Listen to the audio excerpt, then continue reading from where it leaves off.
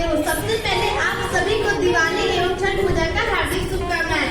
जैसे कि हम सभी जानते हैं कि हर सुरक्षित शनिवार को एक नए आपदा के बारे में जानकारी दी जाती है, उसी प्रकार आज भी एक आपदा है। इस आपदा का नाम है भीड़ भाड़ से बचाओ।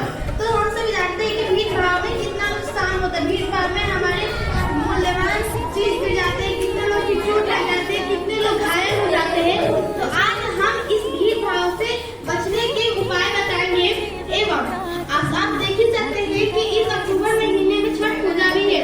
सबसे अधिक भीड़ छठ पूजा में आती है, क्योंकि छठ पूजा हम हिंदुओं का महान त्योहार है और छठ पूजा एक जगह स्थिर होकर यानी घाट पे एक जगह स्थिर होकर एक साथ मनाया जाता है। तो इसमें भीड़ भाड़ का अधिक संभावना होती है। तो हम इसी परिस्थिति को देखते हुए एक नाटक बनाए हैं। इस नाटक में हम दर्शाने वाले हैं कि अगर भीड़ भाड़ होता है तो उसमें क्या नुकसान होता है और अगर भीड़ भाड़ हो तो हमें उससे कैसे बचना चाहिए। इस नाटक की हम जानकारी देने वाले हैं। तो आइए आप हमारे नाटक को देखिए। धन्यवाद। अब हम इस नाटक को आरंभ करने वाले हैं, जिसका नाम है भीड़ से कैसे बचा जाए। जिसका नाम है भीड़ से कैसे बचा जाए। तो कृपया आप आइए और हमारे साथ बनिए और हमारे इस नाटक को देखिए। तो आइए सभी इस नाटक को आरंभ कीजिए।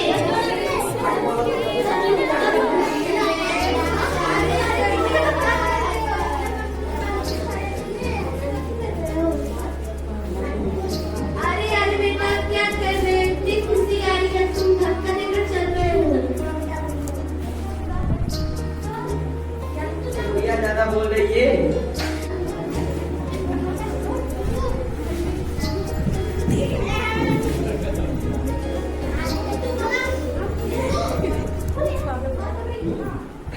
अरे तुम ये क्या कर रहे हो? मेरे पति का हाथ छोड़ो। तुम्हारा हिम्मत कैसे हुआ मेरे पति का हाथ पकड़ने का?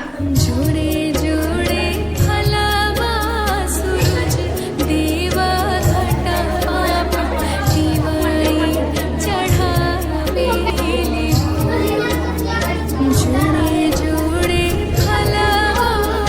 जैसे कि हमने पहले दृश्य में देखा कि मतलब कैसे एक व्यक्ति भीड़ के बीच में से जा रहा था। जैसे ही उसे एक औरत ने आया और रोका कि हमें कभी भी भीड़ में से नहीं जाना चाहिए, हमें साइड से निकलना चाहिए। तो उसकी बात यानी उसकी धर्मपत्नी उसने आगे डांट लगाई, तब उसके धक्का दी और सारी भीड़ उस बूढ़ी औरत के ऊपर से ही निकल गई। अब आप बताइए क्या ये सही है? वो तो बूढ़ी औरत जो थी उनको ज्ञान दे रही थी, वो तो उनको बता रही थी, पर इन्हें लोगों को क्या हो गया है कि लोगों की बात उनको इतनी कड़ी लगती है कि उनके साथ जो हो जाए लोगों को कुछ फर्क ही नहीं पड़ता है। रेडी?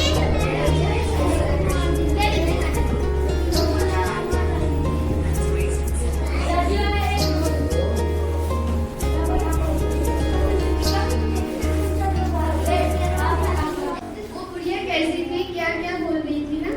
बहुत खड़ूस थी और बहुत बोल रही थी। हाँ वो बहुत बढ़िया वो थी। अरे तुम्हें क्या बोली तुम पता नहीं है? भगदड़ में कैसे चढ़ना चाहिए? आप मुझे ना मत समझाइए। अच्छा ठीक है, जब तुम्हें अगर तुम भगदड़ की चपेट में आगे तब तुम्हें पता चलेगा कि तुम्हें कैसे चलना चाहिए। जब तुम आएंगे तो देखिए। ठीक है। अरे देखो मेरा पायल तो अंदर उस बुढ़िया के पास ही गिर गया है।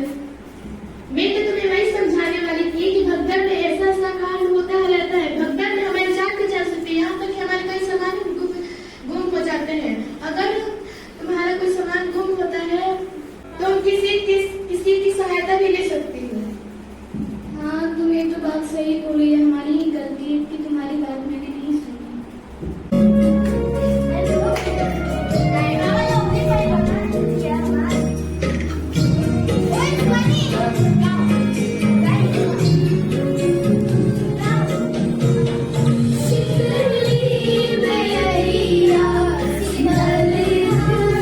बनिया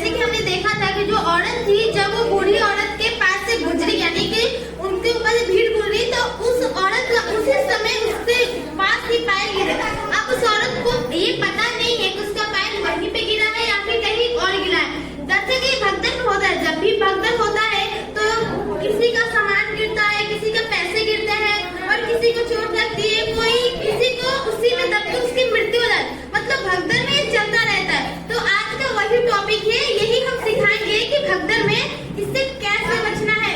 तो फिलहाल हमने सिखा रहेगा। अब हमें देखना है कि मतलब हमें देखना है कि जो बूढ़ी औरत है, क्या उसका पैर उसी के पास गिरा है या नहीं गिरा, क्या उसका पैर मिलता है, क्या उसके पैर के कारण ही क्या उसका भगदड़ समझ में आता है, क्या उसे भगदड़ का एहसास होता है। तो यही हम देखेंगे इसके अगले नाटक में। तो नाटक का तीसरा दृश्य आरंभ हो।